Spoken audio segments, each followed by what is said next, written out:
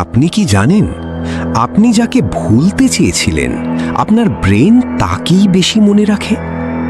মানুষ কেন ভুল মানুষকে মনে রাখে?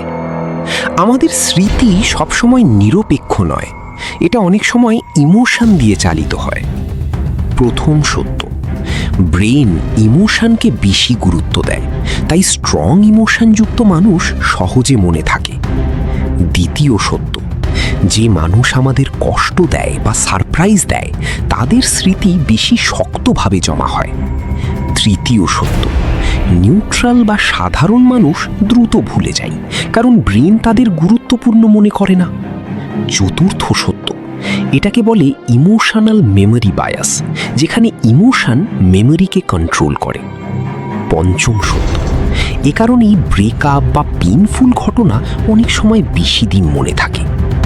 সবচেয়ে বড় সত্য, আপনি যাকে ভুলতে চান ব্রেন তাকে ইম্পর্টেন্ট ফাইল হিসেবে সেভ করে রাখে।